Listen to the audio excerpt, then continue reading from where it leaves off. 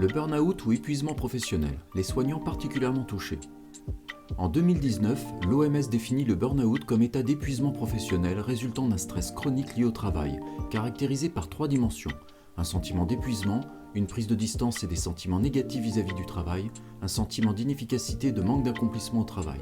Cette définition distingue le burn-out des troubles anxieux, des troubles de l'humeur et des réactions inadaptées à un facteur de stress ou à un traumatisme. Les symptômes du burn-out sont plus ou moins intenses, d'installation progressive et souvent insidieuse. Ils peuvent se traduire par différentes manifestations, émotionnelles, anxiété, tristesse ou manque d'entrain, irritabilité voire colère, hypersensibilité ou au contraire une absence d'émotion.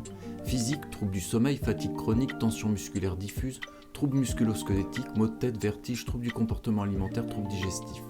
Cognitive, troubles de la mémoire, de l'attention, de la concentration.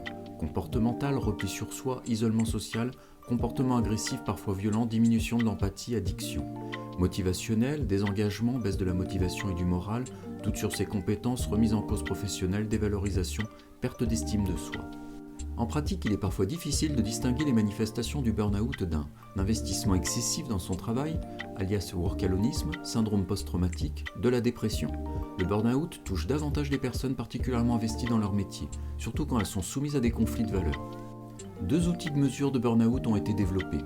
L'autogestionnaire Maslach Burnout Inventory répertorie 22 items couvrant 3 sentiments.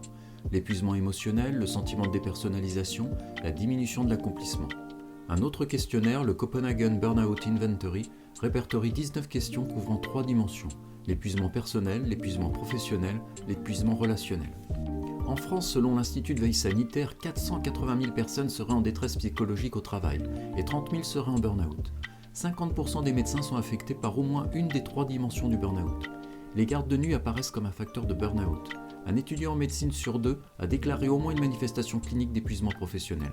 Un soignant sur 5 est en souffrance au travail. Les soignants ont déclaré être mal à l'aise au travail pour des raisons regroupées sous le terme de travail empêché.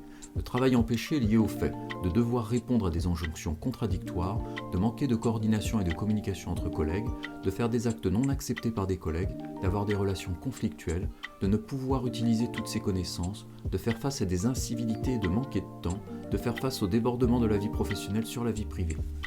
Vous avez aimé, likez et abonnez-vous à Dr No.